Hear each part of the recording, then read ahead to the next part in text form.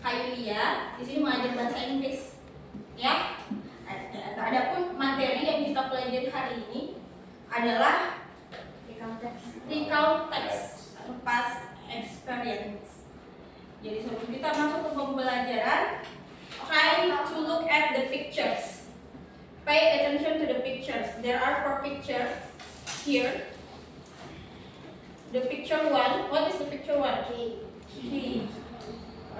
There is no number. Okay. What picture is this? Necklace. How about this? Laptop. And this? Phone. Okay, phone. So this is key. This is necklace. Laptop and handphone. So the question is, which of the 4 things, keys, necklace, laptop, or mobile phone, you think is the worst to lose when you are on holiday? So when you are on holiday, yang mana di sini yang menurut kalian yang paling buruk kalau misalnya kalian kehilangan benda ini? Yang mana? Handphone, keys. Any else? Yang mana lagi? Ada yang merasa ini, ada tidak yang memilih benda ini? Necklace. Ada yang memilih, misalnya kalau misalnya kehilangan ini paling dihindari untuk kehilangan benda ini di antara 4 gambar ini. Oke, jadi yang menjawab ada key, ada handphone, tapi most of you answer phone ya, HP. Okay, next we are going to take a look at one of the examples which will tell us how it would feel losing an important item when we are on holiday. Jadi kita akan melihat salah satu contoh dari teks yang akan memberitahu kita bagaimana itu rasanya ketika kita kehilangan barang-barang yang penting ketika kita sedang liburan. Okay, now try to read this text. I will give you 5 minutes to read this text.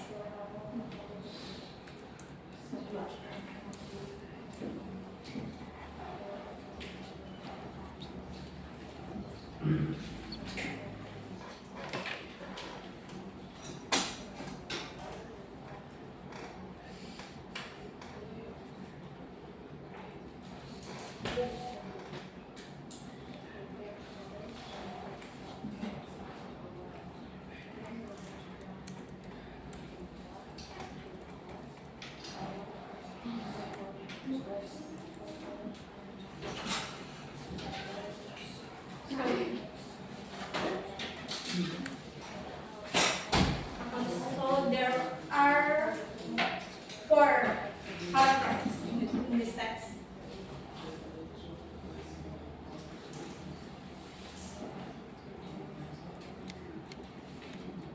Untuk mempermudah supaya lebih mudah dibaca, saya print out juga, jadi bisa dibaca di kertas, bisa dibaca di TV.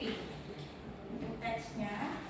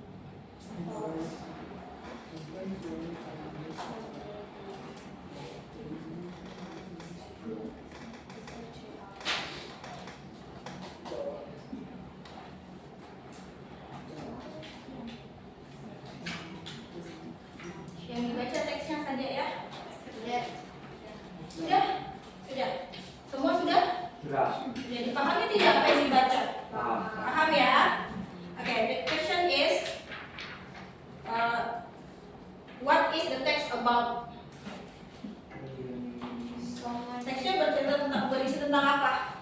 Orang yang kehilangan HP-nya. Kehilangan HP pada saat climbing, pada saat mendaki gunung ya bersama temannya. Jadi kejadiannya sudah terjadi. Dia penulisnya kehilangan HP. Oke, betul. Kemudian the next question, what kind of text is this? Do you know what kind of text is this? What kind of text? Jenis teksnya apa? Recount text. Jadi itu berhubungan dengan materi yang kita pelajari hari ini.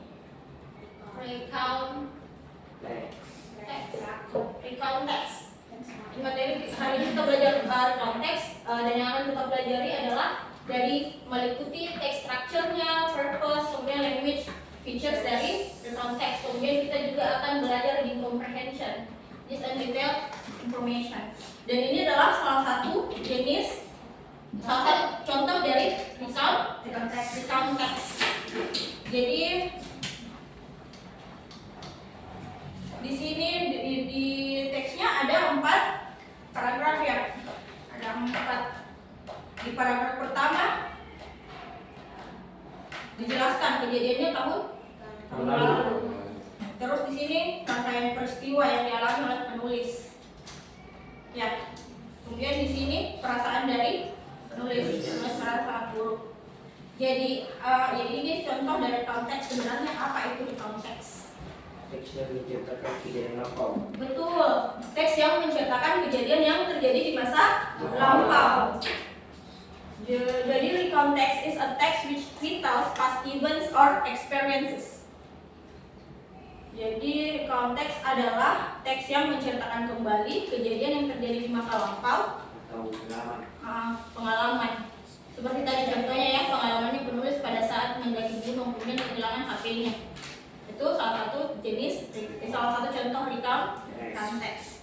Text purposes. Adapun tujuan dari recount text ada 3. There are 3 purposes of recount text. The first one is to give details of a past event.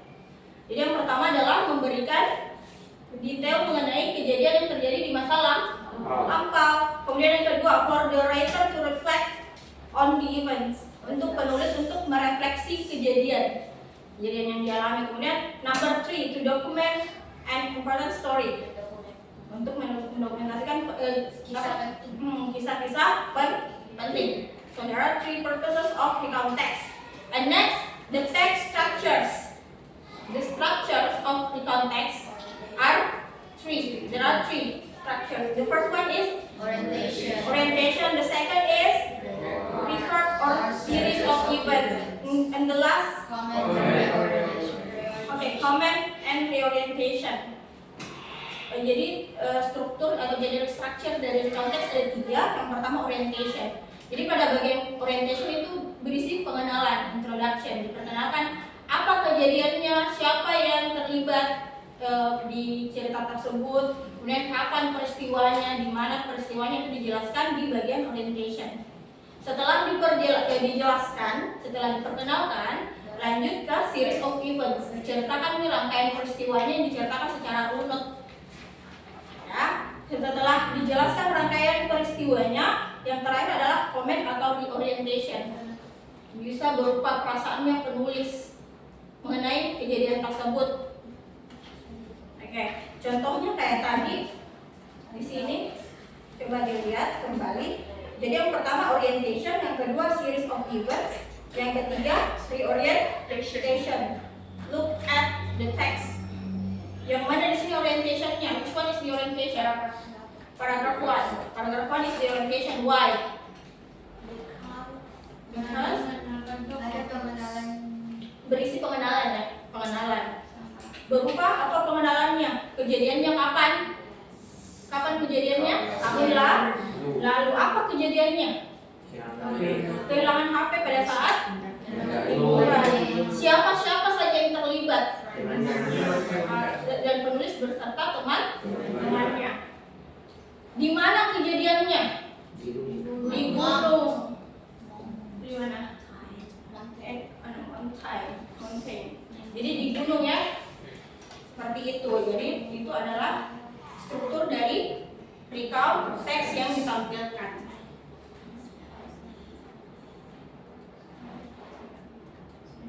Ya, paham ya? Kemudian berikutnya adalah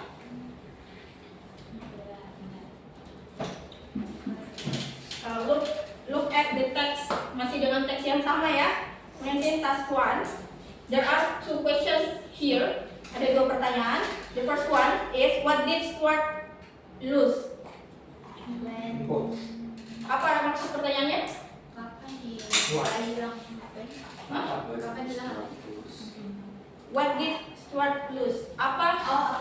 Apanya Stuart yang hilang? HP-nya. His phone. And the next question, did he find it? Yes. Yes. Where did he find it? At the moment. Top of mountain. Are you sure? Oh, di jaket. In the jacket pocket. Oke, jadi kita baca lagi coba ya.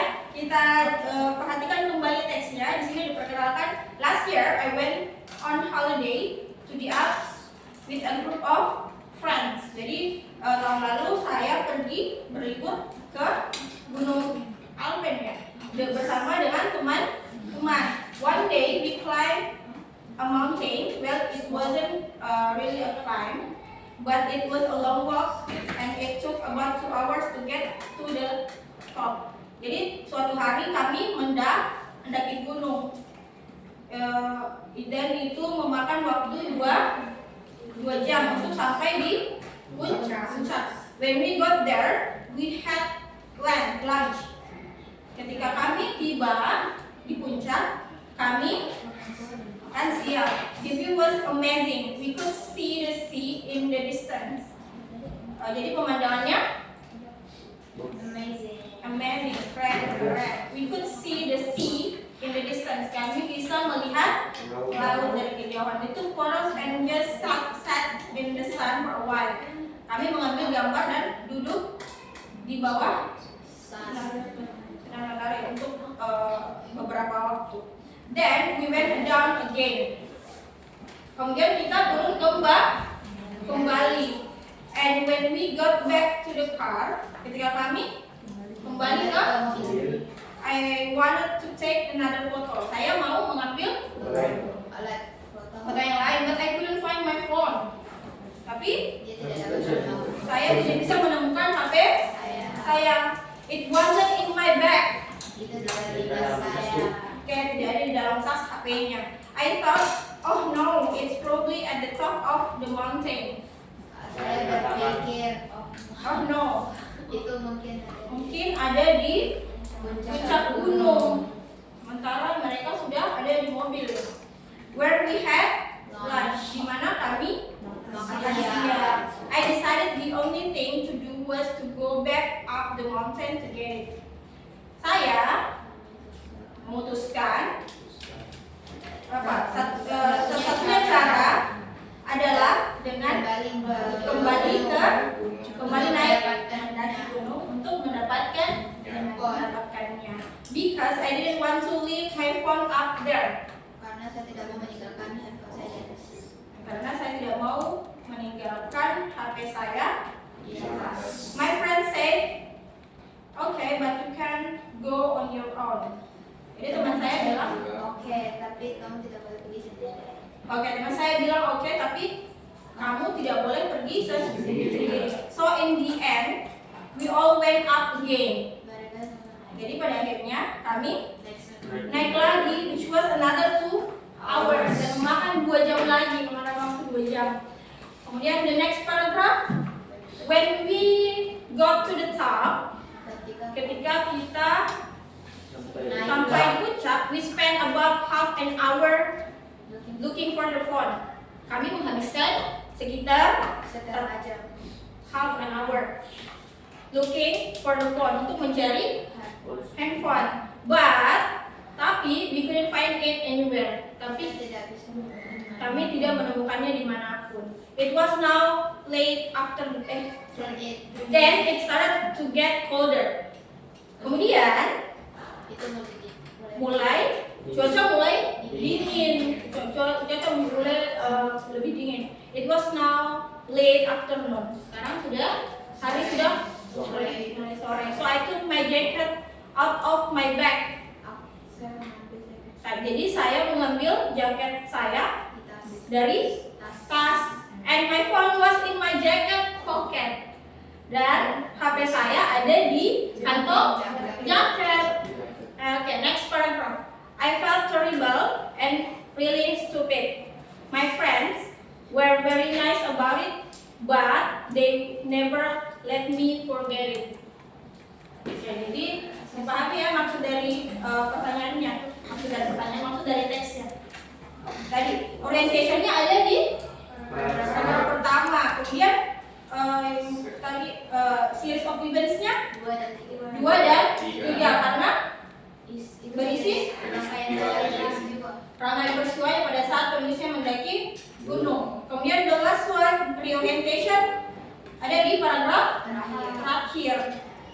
Ini dia menjelaskan perasaannya penulis. Oke, tadi the first question, what did Stuart lose? Jawabannya adalah handphone. And the second question, did he find it?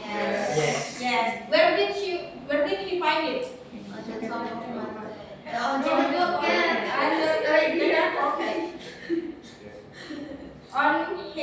In his jacket pocket. Okay, next task 2. Coba ada tadi di lembarnya sudah di print out ya. Ini sama ya? Sama ya? Sama di cuma di sini mungkin yang sama. Coba task 2 berikutnya kalian kerjakan coba tugas kedua. Read the instruction. Correct the bold information. Koreksi informasi yang dicetak tebal. Jadi yang dicetak tebal itu kalian koreksi di situ. Jadi yang dicetak tebal adalah informasi yang salah. Jadi kalian koreksi dengan jawaban yang tepat berdasarkan teks yang di atasnya. Berdasarkan teks yang ini. Iya, langsung di situ saja. Iya, dicoret. Kemudian tulis koreksinya apa, seharusnya di situ apa kalimatnya.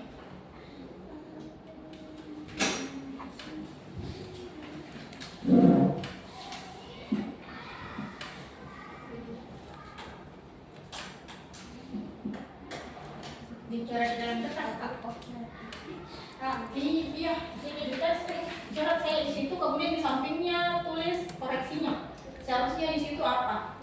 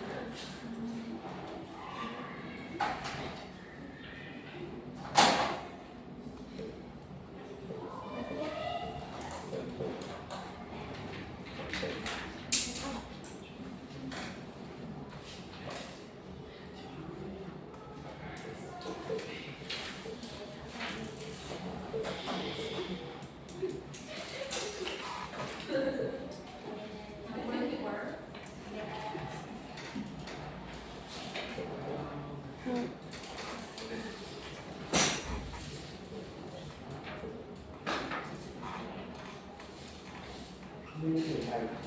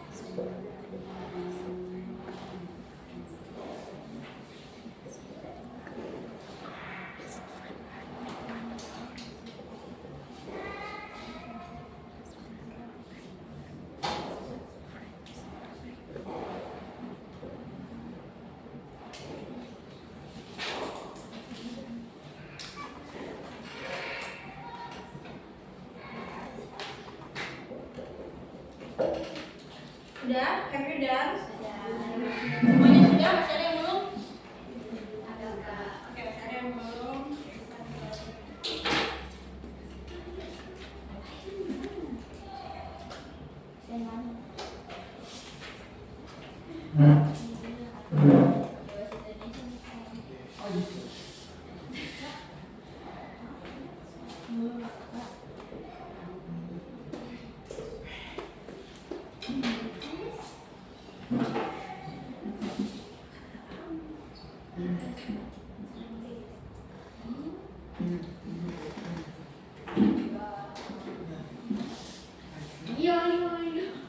Sudah?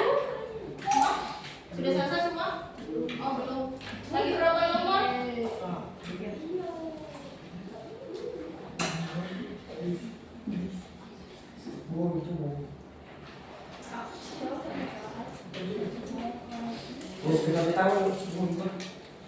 Kemudian tidak soalnya. Mudah? Gampang. Gampang. Easy. For 1 to 10 dari skala 1 sampai 10 berapa? 10. 10 sulit atau 10 yang mudah? 10 mudah. Mudah. Itu sangat mudah ya. Easy. Very easy.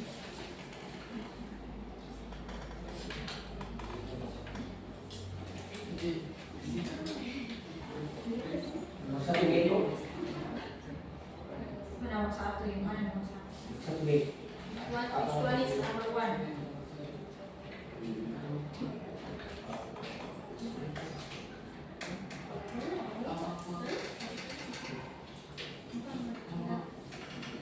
2C.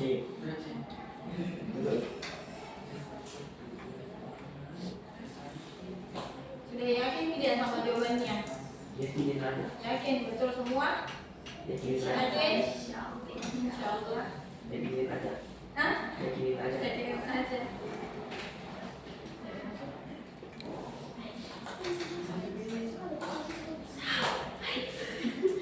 Semua ada tadi dibahas toh? Sempat ada dalam teksnya. Iya. Semua ada. Ini sempat dibahas.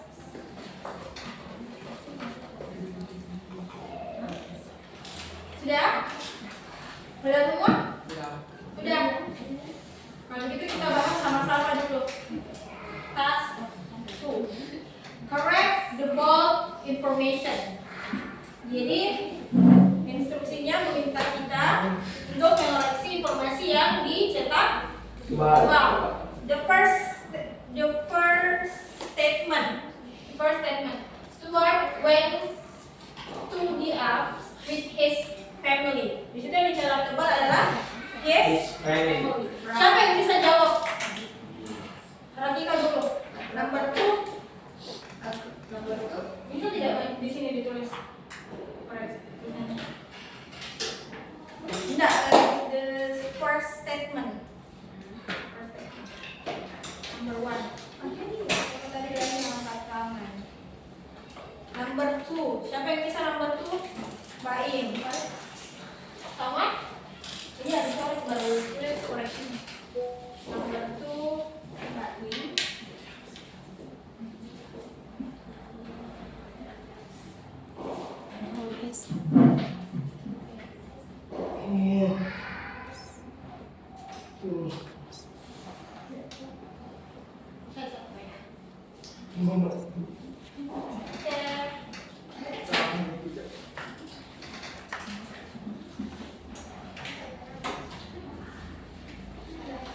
Siapa lagi mau selanjutnya?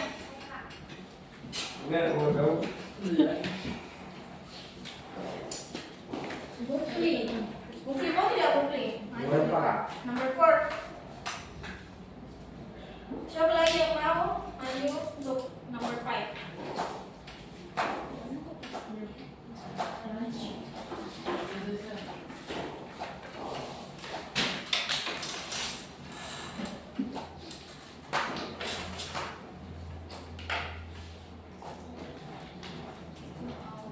Number 4. Saya yang nampak. Oh, nomor 4, nomor 5. Penting. Adalah number 4. Snack. Apa yang dimakan? Oh, pelan.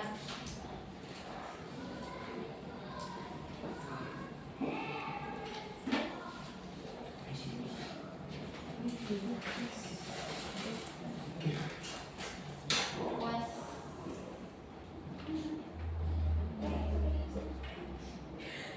Very good job. Oh, salah. Next, siapa lagi? Number 6. Number 6. Siapa yang bisa number 6? Bisa lagi. Bisa. Bisa dong. Number 6. Siapa yang bisa number 7? Oh, lanjut. Lanjut, bisa. Oke, number 7. Siapa yang bisa number 7? Number 7. Ya, bisa. Number 9. Baim.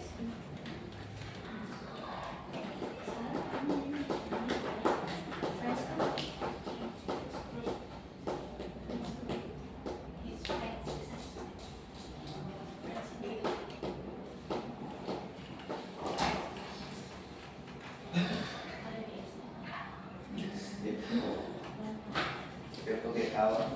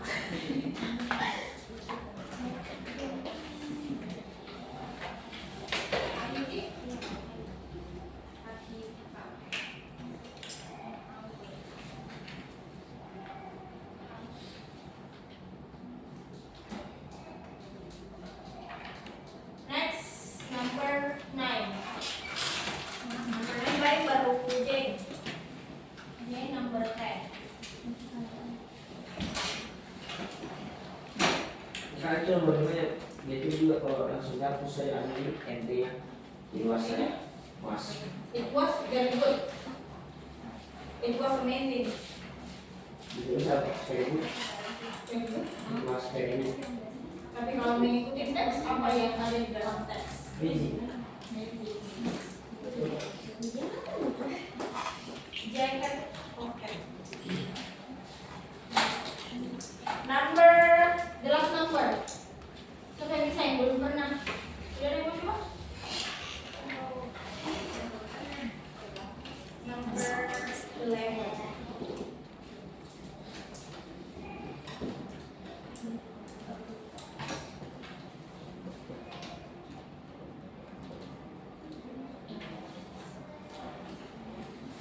Okay, so there are 11 statements.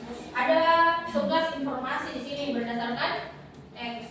Ada dan yang cetak tebal itu merupakan informasi yang salah. Tugas kalian adalah mengoreksi informasi yang salah. Informasi yang salah dikoreksi kan? Ditulis dengan informasi yang benar. And number 1, Stuart went to the Alps with his family. Awalnya, di situ has his family tidak tepat berdasarkan teks. Yang tepat adalah His friend. his friends. Jadi Stuart pergi ke mendaki gunung bersama teman-temannya. Number 2. Jadi number 1 benar. Number 2, one day they went cycling. Dikoreksi menjadi they climb a mountain. Oke, betul ya. Jadi mereka mendaki gunung. Number 3. It took 3 hours to get to the top. Apakah butuh waktu 3 jam untuk sampai ke puncak? Yang tepat adalah 2 jam. Ada di mana di situ informasinya? Paragraf pertama. Ya, it took about 2 hours. Jadi jawabannya. Nah, number 4. They had a snack at the top of the mountain. Snack diganti dengan lunch. Yang mana di informasinya di dalam teks paragraf berapa? Paragraf pertama. Second. Paragraf pertama ya. When we got there we had lunch. Dua Pak. Yang mana paragraf kedua? Oh, ada juga paragraf pertama, ada di paragraf juga kedua, ada di paragraf kedua juga. Paragraf pertama dan kedua. Di sini snack diganti dengan lunch. Jadi mereka lunch di puncak gunung. The next number 5, the view wasn't very good. Pemandangannya tidak bagus. Diganti dengan was amazing. Informasinya ditemukan di paragraf berapa? The first paragraph. Ya, betul. Baris ketiga dari bawah. The view was amazing. Next, number 6. Stuart wanted to take another photo, but he couldn't find his camera. Yang benar adalah phone. Yang hilang adalah phone, bukan kamera. Jadi jawabannya correct. Number 7. He went back up the mountain with a group of friends. Statement aslinya with one of his friends. Jadi one of his friends itu tidak tepat. Jadi dia pergi naik kembali bersama salah satu temannya, tidak tepat. Jadi dia naik dengan semua teman-temannya. Semua teman-temannya ikut menemani. Jadi jawabannya tepat. Number 8. They spent an hour looking for the phone.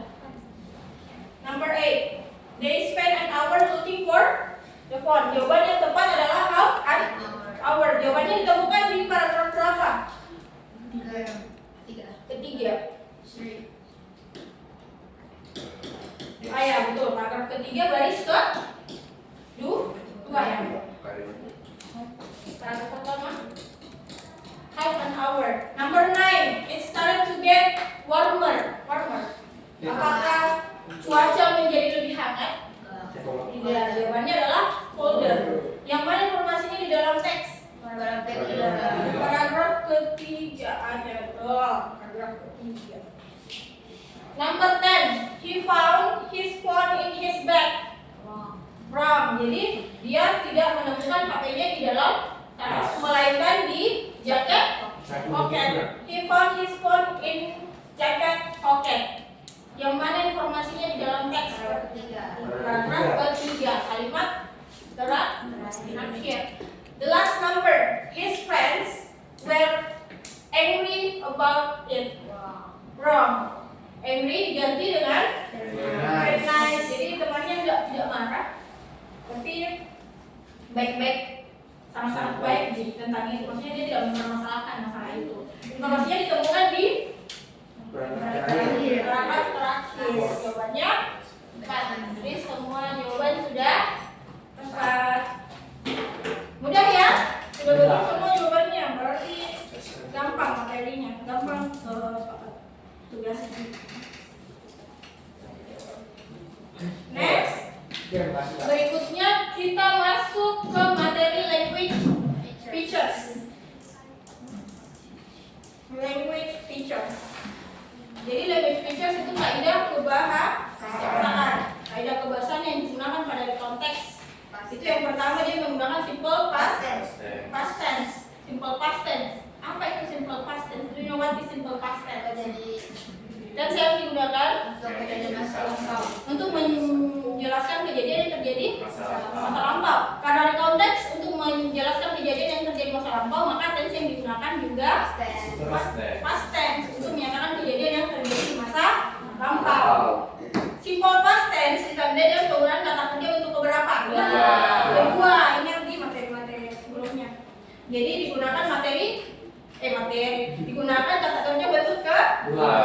Setelah subjek, kata kerja bentuk kedua. Kemudian yang kedua ada connectors di sini atau penghubung. Jadi di sini ada dua.